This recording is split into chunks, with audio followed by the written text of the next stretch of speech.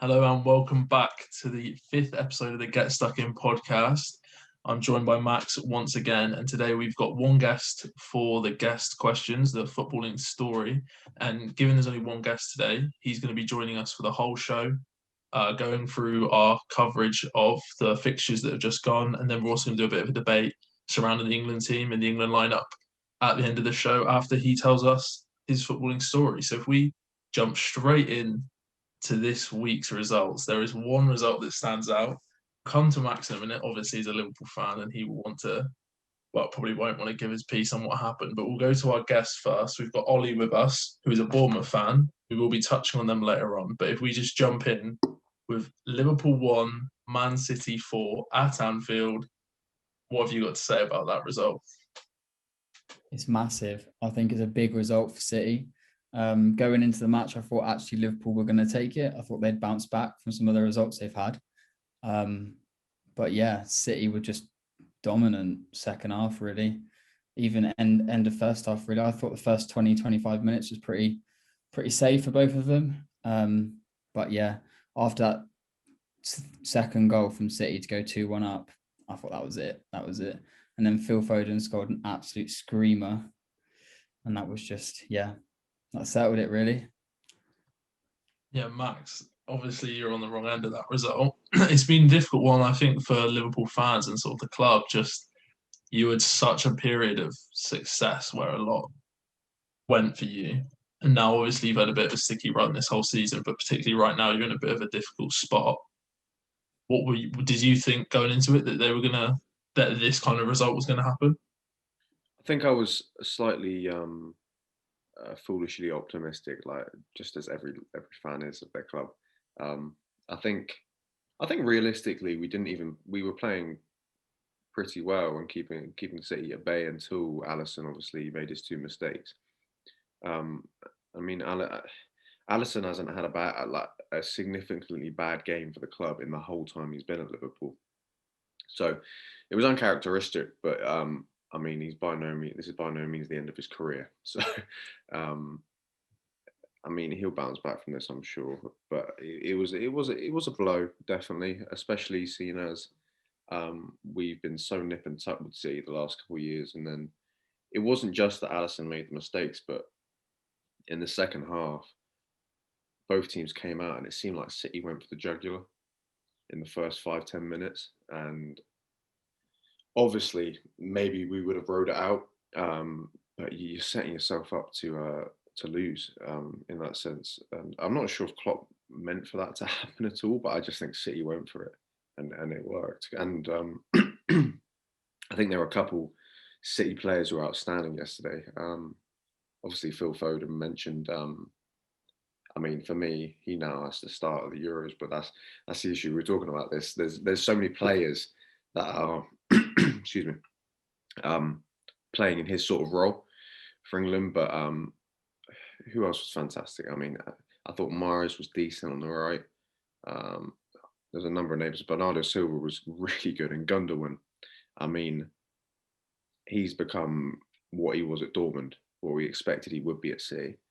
I wish he'd been at Liverpool because I think he would have been fantastic again. I mean,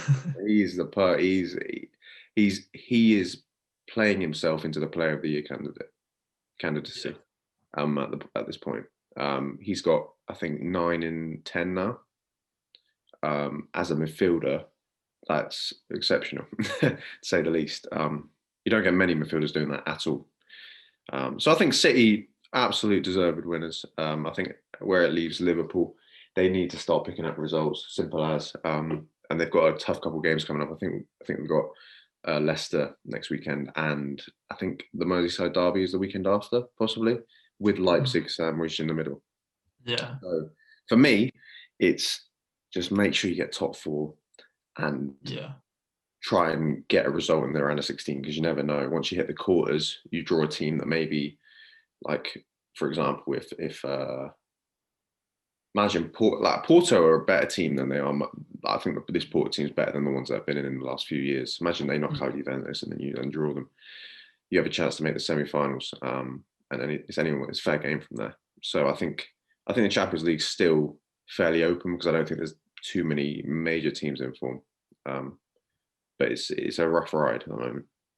Would you say that the Champions League now, I mean, obviously this kind of thought process, I always find it a bit stupid. You had this with Arteta in the FA Cup, or we rotated our team and everyone went, oh, well, you're picking the league over the FA Cup. And it's like, no, rotation is just a necessary thing. I don't think it's a reality that you can pick, we're going to focus on this competition, or at least you can't like make it essential that is going to happen. So do you think Klopp might start thinking about the Champions League more than the league, or do you think there is still opportunity for something bigger than top four in the league this year?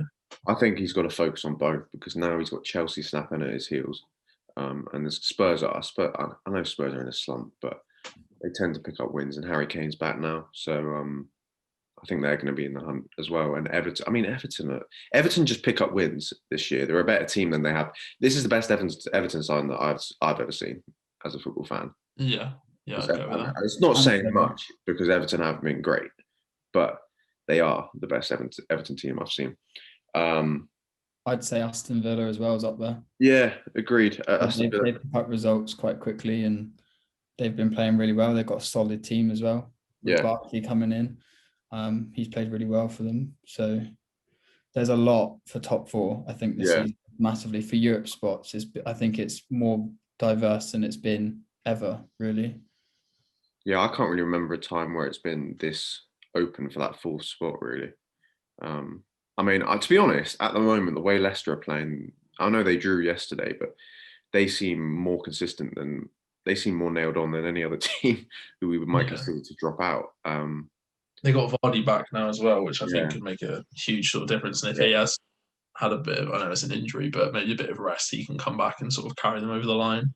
I just wanted to mention the Man City result specifically, sort of last thing on it. Maybe I'll sort of put this towards Ollie as a neutral in the situation, but obviously Pep's had a bit of a weird reputation in the last few years, where a lot of people have sort of jokingly sort of called him a fraud and things like this, and saying he can only do it with money, and that he always just sort of buys to fix the problem. And I suppose he still has, because he's got Diaz, but I feel like this is the first time he's rebuilt a team whilst he's at a club. He's gone through more than one cycle now, or at least it looks like that's the case. Do you think if he wins this, it sets him well above Klopp, or do you think it doesn't really matter, they're just at the same level regardless? I don't know. He's obviously, Pep's done really well at City, but like you said, I think he's done a majority of it on money. And most seasons they spend 200, 250 million, and that's how you win leagues. Liverpool won the league. Yeah, they spent a lot of money, but nowhere near as much as 200 million, I don't think. But they won, the Prem, the Champions League, and the Super Cup in the same year, pretty much. And, with the money, but they still use youngsters and, not as expensive signings like Robertson and Trent Alexander-Arnold, all those people. I'd put them pretty similar, but I personally think Klopp is, I think he's a better manager. I'd put him up there with better than Pep, just because I think he doesn't use money as like a advantage. I think he's tactically just a lot better. And I think it was the same at Dortmund. Yeah, I guess that's his thing. He's never been the team that has the money. He's always been fighting against the bigger outfit. And I do think it's kind of difficult, because obviously you've got coaches, you've got all these different roles like director of football, but I guess at the end of the day, the manager's job is to get the best out of what he's got. Yeah. And the only reason we look at Robertson in the same light as Walker is because he's reached that level since he's been with Klopp. They weren't bought at the same level, and that's just one in a number of examples. But I do think, I just sort of personally noticed that I think credit to Pep, because as much as money is very important, so many people have had money and not done it. I know it's not the same, but Everton have had investment for years and never been able to make the jump to top four. So many teams. I think if Man City do win it, it'll be 5 in 10 years, which is incredible. And obviously there's a huge sort of advantage in there. But I do think, to be honest, maybe not even Pep, but just Man City's a club. they've gone about it so well. They haven't. I know they have spent loads of money in the transfer windows, but they've sort of. I think they've got a really good academy now. Obviously, Foden sort of the crown of that. But I do think it's impressive what they've achieved because money is so helpful, but you still need to put the right things in place to get there, and they have done that. I think with Pep, he's taken a lot of unnecessary criticism over the last year, unjust criticism after last season. I wouldn't say he's rebuilt a team yet, to be honest. Like, he's only really blended in 2 players into the starting lineup this year that aren't from the original title-winning team, which is Ruben Dias and Phil Foden. And I suppose you could chuck Cancelo in as well. But yeah, most of the mainstays are there or were at the club at the time. I wouldn't say he's there yet. And I don't think he's done it to the level of other coaches, but he has the potential to do so, definitely. But he'd need like next year for us to confirm that, I think. I think as well, like maybe this window they didn't buy as many players, where previously they've bought probably 5, 6, 7 players. So he hasn't had that capacity to gel. Obviously, last season, like you said, they've only bought 2 or 3 players. And obviously that is not going to take as long to gel the team together as if you buy 5, 6 or 7. So I think that's why we're seeing a better City side, because I think they've now gelled, where before they were buying so many players in that the whole season they were just, mix and matching with defenders and right backs, left backs, centre mids, whatever. And it just wasn't working. They couldn't find a click like Liverpool did straight away. And obviously, Jurgen was there, 2, 3 years before he won the Prem?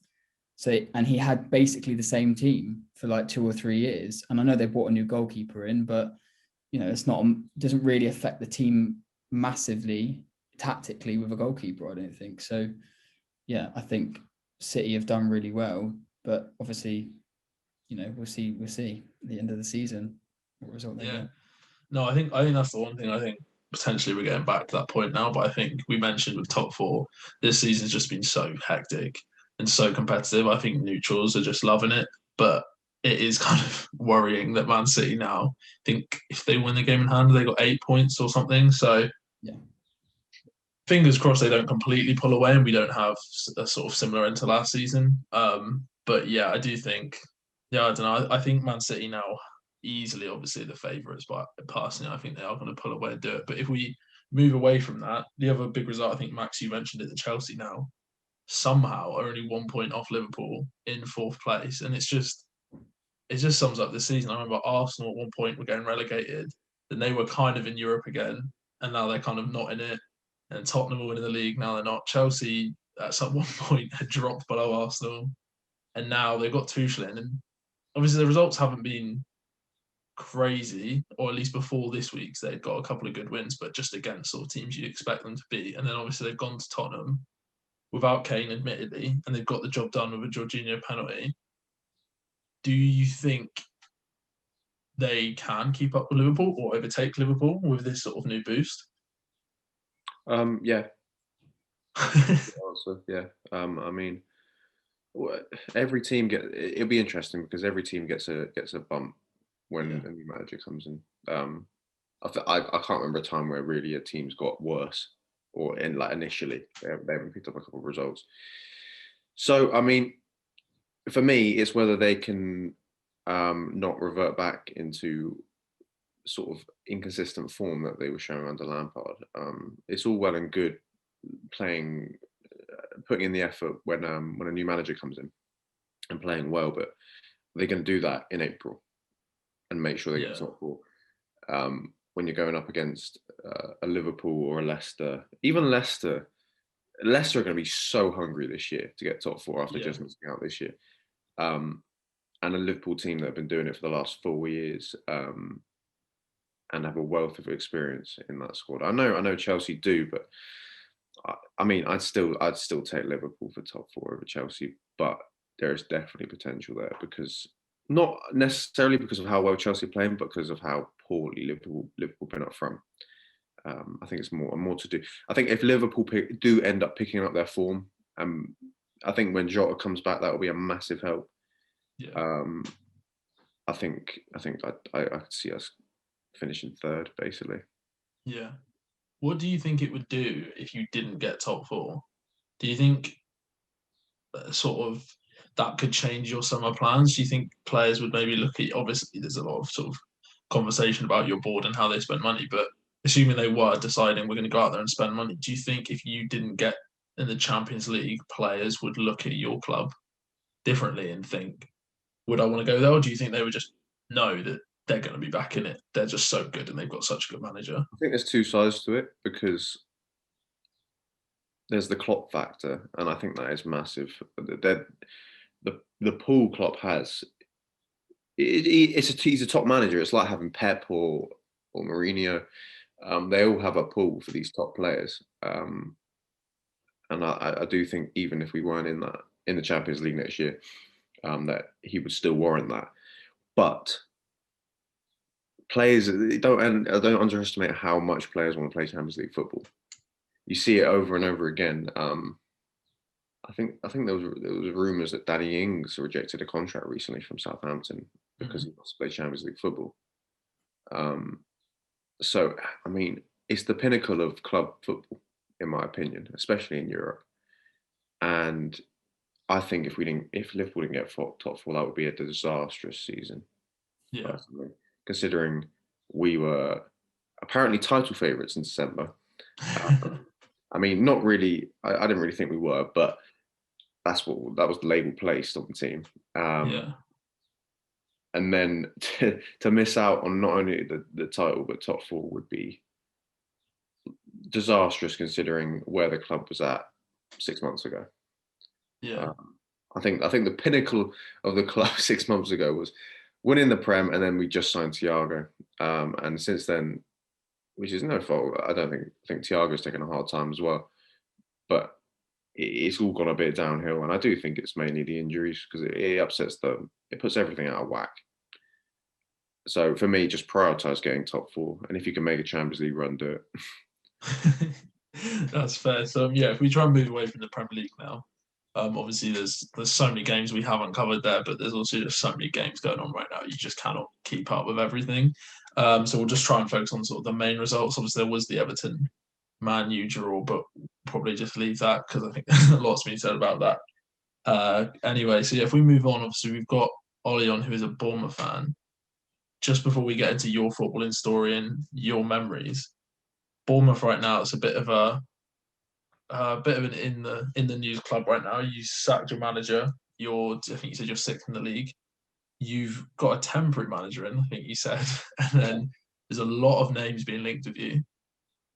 How do you see the current state of the club? Who do you think is the person to come in, and do you think anyone can get you into promotion spots?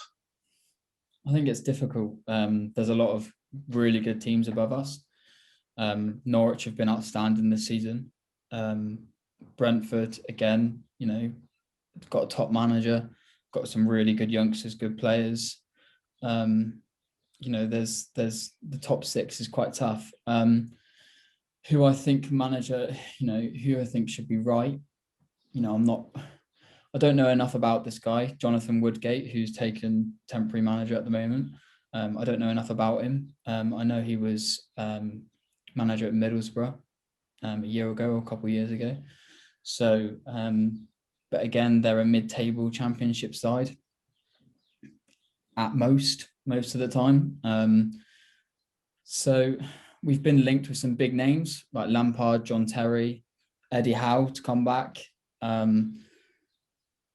It's very difficult. At the start of the season, we were doing absolutely. We were storming it with Norwich. We were winning games 4-5-0. Then we went on a little with a slip. Eddie Howe left. Jason Tisdale came in, played really well again for 5, 6, 7 games, and then went on a dip. And it seems to be the pattern at the moment.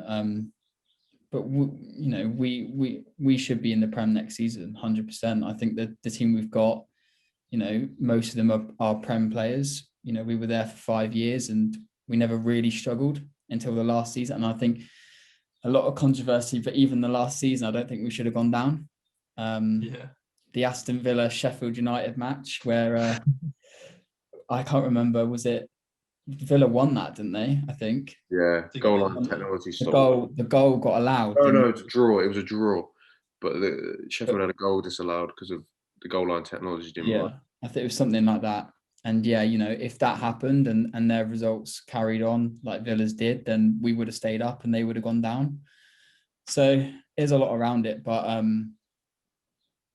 I'd like to see what this Woodgate does in the next 5 or 6 games and see what he's all about. Really, he's obviously a good manager. If they wouldn't, they wouldn't have put him in if he wasn't. But yeah, we'll see. I'd love to see Frank there. I'll just because of the name, just because it's Frank Lampard, and obviously he did quite well at Chelsea. He did all right at Derby. Yeah. I think But he played a nice brand of football with you. Yeah. Quite a lot of nice technical players like Danjuma. I really like. But we play attacking football, like I think he did at Chelsea, and I think we've got the players for that, and like I said, I think we've actually got probably one of the best teams in the Championship. We're just not gelling at the moment. I think, How big of a loss is Josh King? not that much this season. Prem, I think he was outstanding for us. One of our best players up there with Callum Wilson. And obviously, it was down to time when he was going to go, really.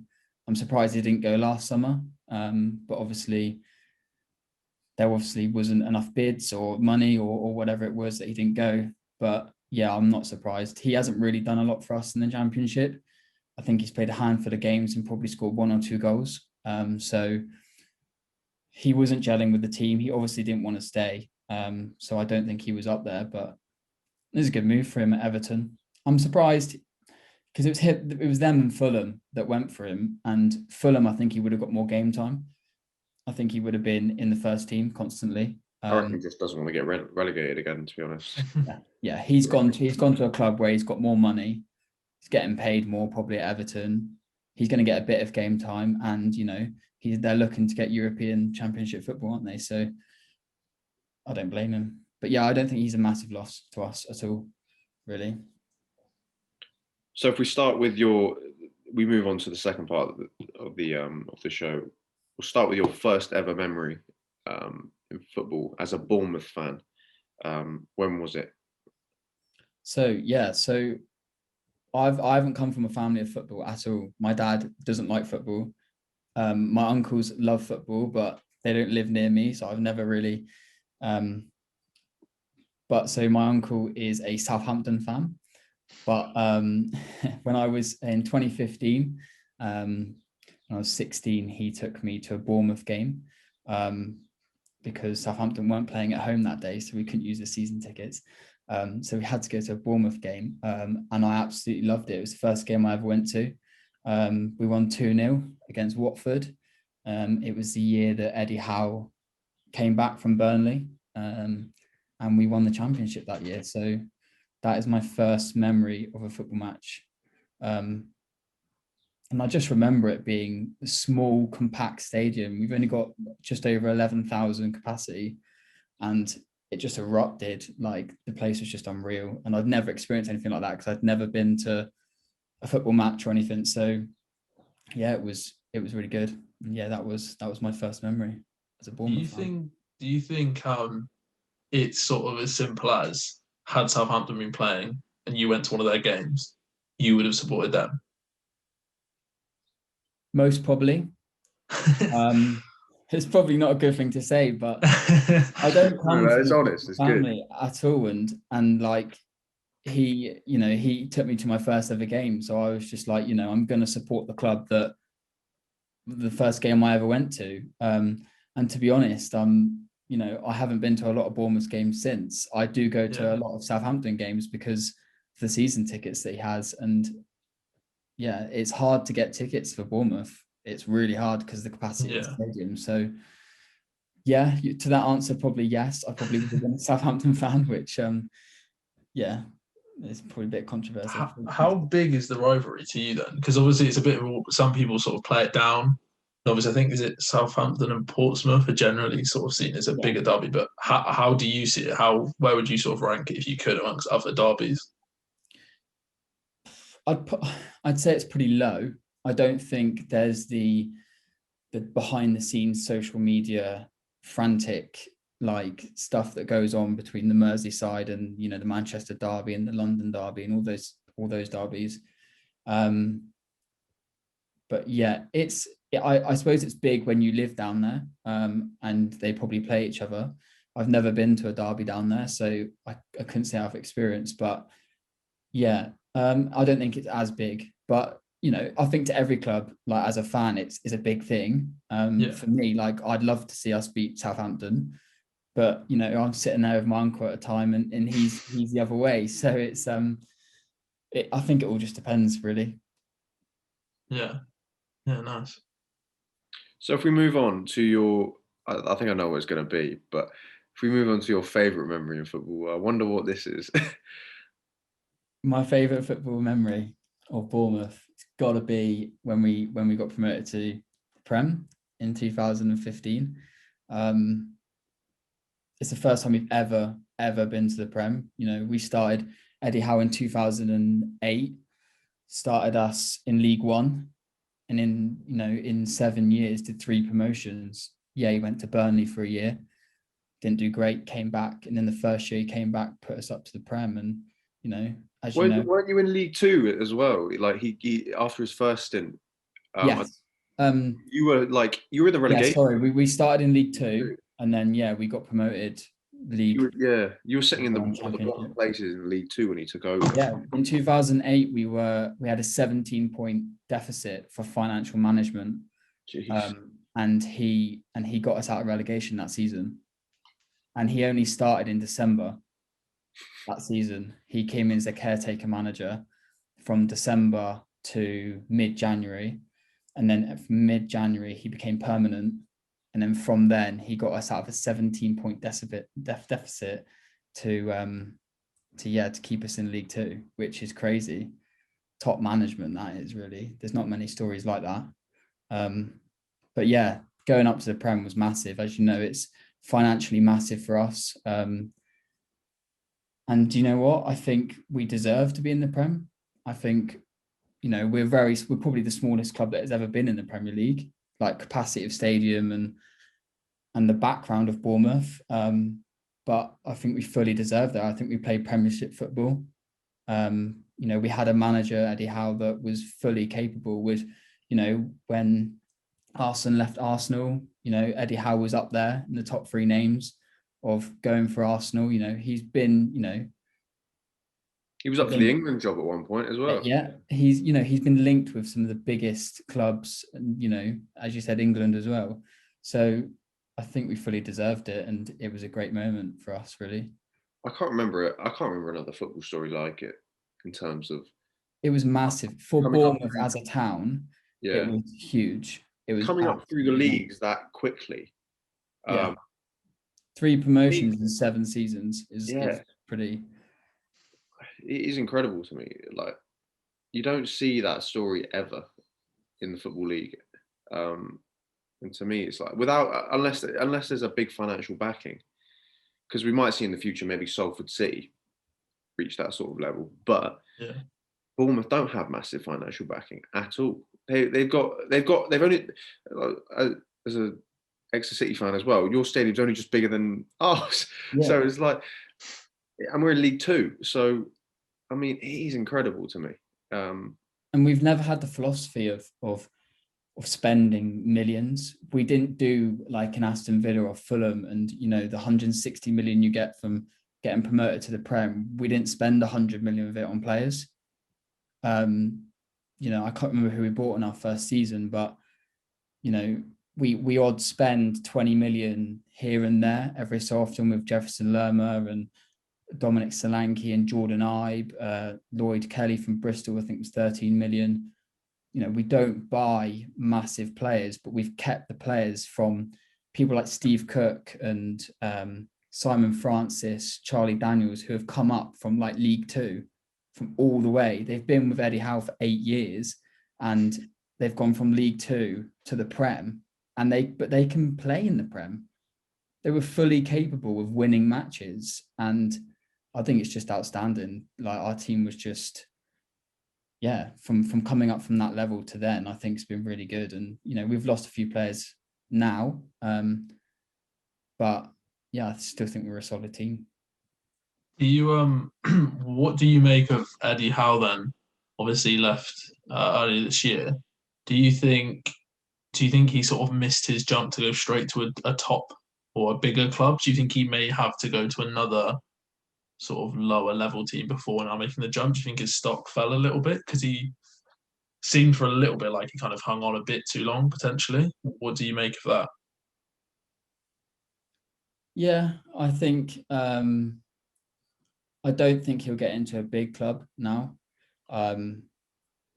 Just because I think the big clubs have possibly, I think they've all stepped up a bit this season. There hasn't been, well, there's been a few flops, but not massive ones. And I think the managers there now are pretty safe. Yeah. So yeah, I don't see him going to a big Prem club, but I don't know really. I could see him only going to the Prem. I don't think he'll go to a Championship side. But yeah, we'll see really. I'd love to see him back at Bournemouth for a third stint, should I say. But Yeah. I don't think he will. I think he's left it now. I think he loves Bournemouth completely and he's always said that, but I don't think he'll go back for a third. I'd like to see him at Arsenal. Yeah, I think he's a top manager. I agree with you though. Even though we haven't been the best this season, I would say Arteta feels quite safe in his position right now, and I agree. I think He's got to the end now, of the season. He's got to the end. yeah. I think England's the one. I personally would love him over Southgate, but obviously, they need a reason to sack Southgate because obviously everyone loves him well. He's technically done well to this point, getting to semi-final, so I think it'll be interesting. But yeah, I do think he may have to go to another step first. It's kind of difficult to see. I guess it depends who moves next because I would normally say something like Everton, but why would you get rid of Ancelotti at this point? I'd love to, I don't know, somewhere like Wolves or somewhere, but I just don't see him gelling at Wolves. Don't see Nuno going either. No. Yeah, they're so set up for Nuno. It's ridiculous. Yeah, it's like it's all about him. To be fair, maybe Southampton if Hasenhüttl does move on to a bigger team, but obviously the 9-0 twice and a couple other things. I'm not sure. There seems to be a few question marks there, but yeah. And I think, yes, I think Southampton's a great shout, but I don't know whether he loves Bournemouth too much that he wouldn't want to go to a rivalry club. That's true. If he did do it, I think he'd do it just to get back into management. It wouldn't be to get back at Bournemouth, this and that. But I can't see him going to Southampton. But I think if he'd never been to Bournemouth, I think that would have been a great shout for him because I think Southampton are a top club. Yeah. But yeah, we'll see really. Yeah. So obviously that was your favourite moment as a Bournemouth fan.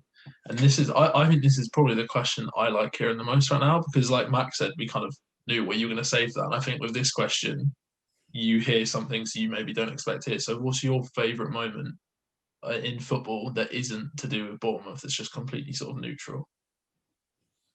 This is a difficult one for me. But I'm going to go up there with Tottenham City Champions League quarterfinal. Is it quarterfinal? Yeah. Yeah, it was quarterfinal. I was in the pub watching that. I don't know was I with you? You were with me. I was with you. Yeah. And I generally think I'm not a massive City fan at all because I don't like I'm not a massive fan of a club that don't have tradition. And I think they're a bit like PSG and they just buy their way in to a lot of things. But Tottenham haven't won a trophy in so long, and for them to do so well, and I just love Poch as a manager. I think he's great. I just think that was one of the most thrilling matches I've probably ever watched in football. It was unreal. That was the most bananas game I've ever watched. Yeah. Maybe not it's in my top 3 games I've ever watched, but it was the most bananas of all of them. Ridiculous game. But yeah, I think just for Tottenham, I think that was a big moment for them, that match. So yeah, I'd go with them because I just think, I think Tottenham deserve it. They deserved to get to the final. I don't think they deserved to win it because Liverpool were too good, but they deserve to win that match against City all day. So yeah, that's my outside of Yeah, Bournemouth. about that game. Obviously, I'm not a fan of that game, being an Arsenal fan. But I remember watching that, and obviously, you guys were as you said, you're in the pub, so maybe you weren't sort of able to focus on it as much. But I remember this is the one thing I've always found weird about this game. Not knew, but I thought it was offside when it happened. As soon as they scored, was it Sterling that scored? Yeah. No, it was Yeah, well, around. It was Sterling, wasn't it? Yeah. Yeah, I saw it. I kind of went as soon as it happened. I went, no, that's off. But no one else seemed like I was on my own. But like the commentators were just completely like, oh, it's happened. And I was like, I swear this was offside. And then obviously it went back to it. And I guess because you're in the pub, you didn't. But that was my weirdest thing with that game. Obviously, I wanted Tottenham to lose, so maybe I was paying more attention. But straight away, I just went, yeah, that's offside. Like, this is going to get pulled back. But yeah, that's my weird thing. I didn't notice it, to be fair. I didn't notice it. No, I didn't. I just went, oh my God, they've scored. Like, I was how mad the match was. So and then literally, like 10 seconds later, the ref's going like, on his mic to the VAR, and I was like, yeah, this is it. Like Tottenham are gonna win this. Which is, yeah, I think it's just, I think not coming from like a massive football family, like watching these matches, obviously like people probably talk about like matches in like 2005 and 2006 and stuff, but yeah, for me, it's probably the most thrilling match I've ever watched in football. I think it was just crazy.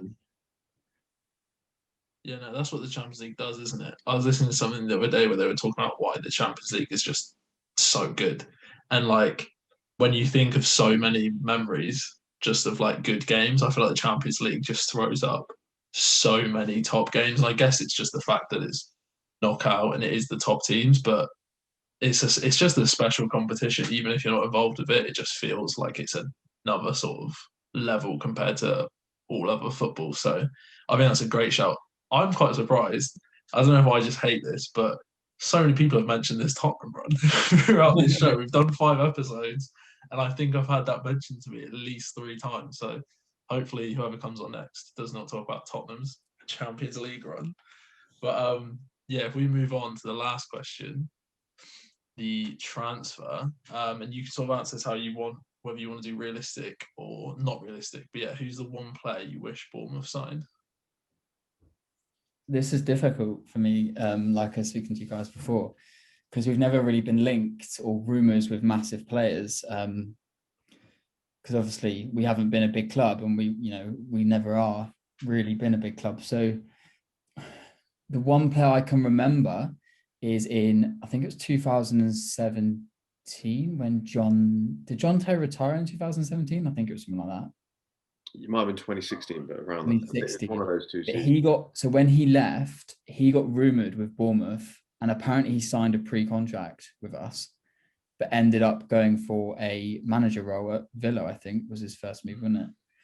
Yeah. So that would have been sick, because him and like Nathan Ake together would have been just unreal. We would have had a solid defence. Player that I'd love to see at Bournemouth, other than like big names or somewhere like that, it's so difficult. I don't even know. How about I don't know. I think someone who would fit your system quite well is someone like Shea Adams. Yeah. At Southampton. I think possibly. I don't. He's not. I don't think he's available at all. But no. We did rumor Patrick Bamford when he was at Crystal Palace. Oh. Yeah. Which obviously, if we did sign him, turned out a very good player. But then would have him and Callum Wilson bonded and stuff like that. So yeah. I don't know. I love everybody. You could have anybody at Bournemouth and I'd be happy, because we need them. If you sort of took out the fact that it's Bournemouth from the equation, then who, obviously you can say like some Messi, Ronaldo, but I guess maybe like slightly lower down, like who I guess would you say is like one of your favourite players just in the way they play, more than just the fact that it's Messi, Ronaldo kind of thing? Like, is there anyone at that level who just fit that? Yeah. For you?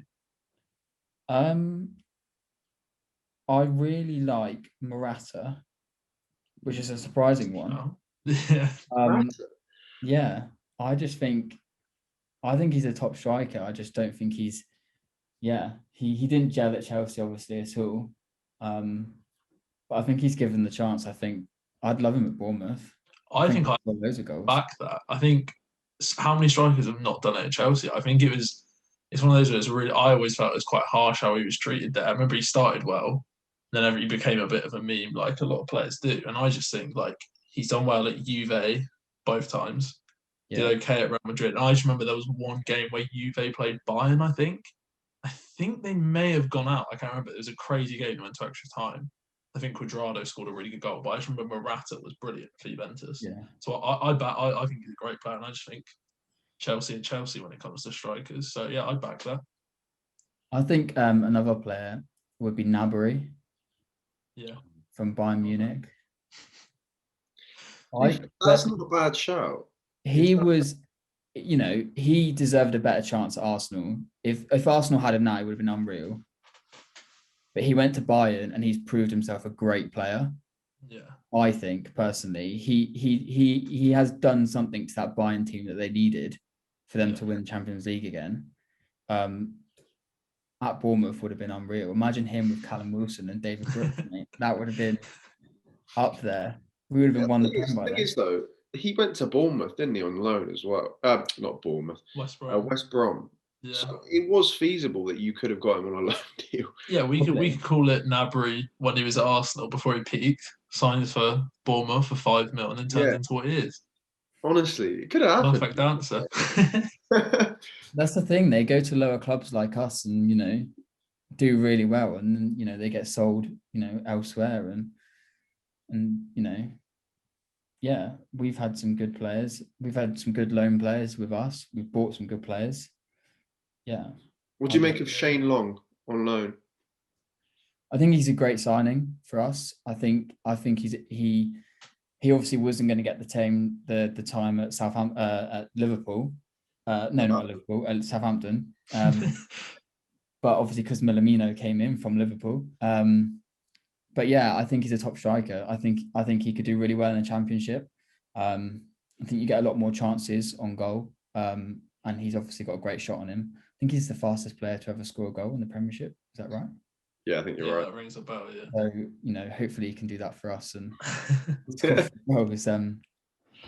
but yeah, I personally don't think we actually needed him massively, but I think he's a good extra just to have. He's a good I think he's a good sub off the bench, an impact sub. Yeah. I think he comes on and can change a game. Like if you're down, I think he can bring you back up massively. So yeah, I think he's a good signing. Nice. Yeah, well, should we move on to the last section then? Yeah, let's do it. Yeah, so it's difficult this one because I think we might agree on it. So we probably will be putting a poll out for this to get your opinion, but I do think we may kind of all be in the same kind of stream of thought. But we wanted to just talk about the England team ahead of the Euros. Obviously, there's a lot of talk of players who, like Maitland-Niles, went out on loan because he wants game time together. I think everyone's now getting to that point where they're thinking about the Euros. And we mentioned a lot already Foden's incredible performance, Grealish doing well at Villa. So we wanted to talk about generally the midfield, sort of creative midfield position. Who do you guys think should go? If we maybe said you can only take 3, I guess would be if we say 3 sort of number 10s, who are the 3 that you think you would take to Euros? I'll go to Max first. First one, Grealish. Grealish is nailed on. Okay. Second, I would take Maddison. Wow. Who have I got out of my last pick? You've got Foden, Mount. Are we counting Mount as a creative midfielder? He doesn't play the 10 ever. I would say he's in that bracket. I know he can play deeper. I think for the sake of this debate, because you're going to have to leave some people out, I think we're going to put Mount in it. Oh, no, I just said Foden should start at the Euros. I can't do that. I mean, you could leave Mount out. I tell you what, I'd leave Maddison out then, and then I'd put Mount and. Wow. But just because I know Mount is definitely going, unless he picks up. Yeah, that's the difficult, isn't it? There's who you want to go. There's who Southgate, because Southgate will take. Because I said to you, he probably will because the squad's a bit bigger. But if we were talking 3, I don't think Grealish is going. by Southgate's choice. I would definitely have him there. But yeah, I think Foden Don't think really should go. I think he will because the squad is big enough to accommodate him, but I don't think he's going to start at all. I just don't think Southgate fancies him. That would be a travesty, in my opinion. The way he does not start. Yeah, but think I've not about seen him have a bad game for Aston Villa. Yeah, but you've got Foden. Let's say Foden starts in the 10, right? He's going to play Mount. He's going to play Rice and Henderson, probably. Then you've got Saka, nailed on, right wing, sorted. Yeah, all right. And then you've got Rash, Sancho. England don't even play that system. Now, Saka will play left back for England at the Euros, which is a shame because he's insane at right wing. But we move. Really? He will not play left back. Who's my left back? Chilwell. Mate, Saka is levels. He's so good. He won't play. He won't play Saka at left back at all. Do you not think he'll play Saka then?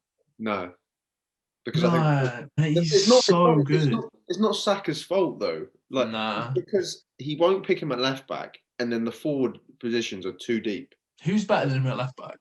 And that's not even his main position. And I can genuinely argue he's better than probably everyone else. No, it's not that I don't think he's better than. It's just. No, but who would you pick there? I'd pick Saka, but who do you think he's going to play there then? Sure. No, I think he played Chilwell. Oh, no, I think he played Chilwell. I probably agree. I think Luke Shaw will go in. Yeah, so do I. He's had an outstanding season. I think he's been one of the he has been quality. This season he's picked up. I genuinely think he might actually get picked. Yeah, he might not start all games, but I think Max is right. I think he'll pick Chilwell as left back, but I think Luke Shaw will be backup. I don't think Saka will play left back. Do you think Saka will be used further forward? Yeah, 100%. Yeah.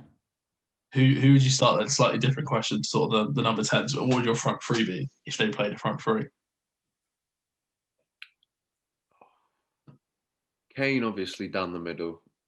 Do you think that has to be done? What, Kane? Do you think Kane has to play? Oh, 100%. 100%. There's Harry Kane has to. I'm not saying I disagree. It's just interesting. I don't think the other strikers are at anywhere near the level of Harry Kane. If he wasn't retired, what would you say about Vardy? No. Really? He doesn't start ahead of Kane. Especially this season, the way Kane's playing. This is the best season Kane's had. But do you think Kane will replicate that in an England team? I don't know, but I'd rather see him try than not know. Yeah, I suppose, yeah. I think on the left, I'd probably have Rashford. I don't know. Because do you play Sterling as a right winger? Because he tends to play on the Sterling play. Yeah. I mean, he's picked up a bit recently, but I remember the first half of this season, he was getting. I think his position would be more risk if Sancho hadn't played. Well, he's been poor, isn't he? He has been poor, but he's picked up. Picked up a little bit, isn't he? Yeah. Yeah. I'd probably start Rashford, Sterling. I think that is the classic sort of front three that people. Would you say Greenwood? No, not just because I don't think he's got the experience yet. I think he will be at some point in that role, but he's not there just yet. Greenwood. I don't think he's had the best season this year. Yeah. I think he scored 10 this season. In all competitions. In what? In all competitions. Oh, he might have, because of Europa. Yeah. Not in the league, but no. Yeah. No, you're right in Europa. Yeah, no, I mean, England is so difficult because every tournament we go to, I look at our team and think, wow, we have so much depth, and then they somehow leave out Grealish, leave out whoever. If we just finish things up, I'll go to Ollie first. Do you think it's realistic that England can challenge for this Euros with the manager and the squad they have? Yes. Yeah. Who do you think outside of England? Who would you say is your favourite? Favourite? Iceland? No, I'm joking.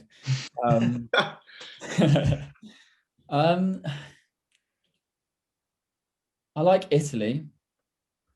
Yeah. A lot. I think they have some really good young players. But yeah, it's hard because like France and Belgium obviously are up there with just the football they play and the players they've got, and they've just been outstanding for years, and they never really dip. But yeah, I would favourite. I'd say Italy. I think they might be underdogs. It's a good shout. Like you said, they got a load of youngsters coming through. Max, who would you go for? What in terms of Favourites for the favourites? Obviously, yeah, like Ollie said, France and Belgium are the clear ones for me. But I Mm. mean, an outside shout. I think Portugal again are an outside shout. Yeah, especially with Bruno. Yeah, they've got a better team than they did in 2016. And I know Yeah, is the third place rule in the group still in place? Does anyone know? I don't know. I have no idea how this one's working. Got through in third place, and I still will never Yeah, get over that. Yeah, they're my outside shout. As for whether England can win it, I personally don't think we can because I don't think the defense is good enough or the goalkeeper's good enough at the moment. If we play what I think we're going who to would play, you play in goal, Pope, or would you stick I with would put Pickford? Pope. But Yeah, I understand if Southgate does pick Pickford yeah, because I think Pickford has shown that he has stepped up his game in an England shirt. There's certain players that play better for England than they do for their club. Jesse Lingard's a prime example of that. yeah. By no means, I don't think Jesse Lingard's going to the Euros, but he has proven that. So I just don't think you look at teams that win international tournaments. One thing that's always consistent is they have excellent defenses. That Portugal team in 2016 did. The France team, the Spain team, the German team from 2014, even the 2006 Italy team, excellent defensively. They had Cannavaro at the back. Yeah, It's the same in every tournament, and part of the reason is because I think these players don't have a long time to gel. So if you're solid defensively, it tends to make up for what you lack in attacking quality through a lack of chemistry. So I think that sort of, if you've got that there, you've got that base, you're much more well set up. And it's not that I think a lot depends on whether Joe Gomez is fit, in my opinion, because he's the quickest centre back we have. And I think you need that recovery pace. And I think it's going to be an odd one because I think Southgate likes Maguire. yeah, But if you've got John, I think he'll end up going with John Stones and Maguire. But if you've got Gomez fit, who do you go with? Because I think John Stones at the moment has to start. yeah, So, definitely. Yeah, it's a tough one. But I just don't see us winning it with the current defensive makeup. I think John Stones puts us on a little bit higher because of how well he's playing. Yeah, But I don't think we're there yet. Two players might add into the England team. Go on. Jesse Lingard, like you said, I think he played really well in an England shirt. And I hope he actually does really well at West Ham because I think he's a really good player. Yeah, and agree. James Ward-Prowse. Yeah, that's such a shout. I think he's one of the most underrated midfielders in the Prem. Yeah, massively. I think he's such a talent. Yeah, definitely. I mean, obviously, like set pieces, they're just so important, and like not even just scoring them, just his delivery in general. I don't know, man. I just don't like. I feel like everyone slags off Southgate, and I'm probably in that boat. But there's so many players you could pick. I'd sub on Ward-Prowse just to take a free kick. Honestly, he's so good from the dead ball. I mean, I can't remember the stat because he scored another one since the game I watched, but I think he scored one against Man United. And then at the time, he was a couple off Beckham or something for total career free kicks. So, yeah, he's unreal. Going back to that question, I'm going to put, I don't think we'll win it. I don't think we'll get to the semis. I think we don't think we get to this. I reckon Portugal could beat us. I reckon France would beat us. I think Belgium would beat us. Germany are a weird one because like if Werner and Havertz turn it on, they could be incredible. So, and yeah, I guess favourites. I'll be boring. I'll just say France because they probably will. So, I think this is Portugal's best year to win it again. Yeah. Oh yeah, absolutely. I think this is their best team they've ever had. Yeah, I think it's the closest team they've had in terms of talent to that 2004, 2006 sort of team with Figo and like Helder Costa. Who else did they have?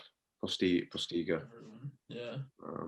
Yeah. Be interesting to see how Ronaldo and Bruno sort of link up because they're both kind of obviously Ronaldo's the alpha, but Bruno is very much kind of the leader without being the captain at Man U. So it'll be interesting to see how they work together. I think if they get it right, they could just be unstoppable.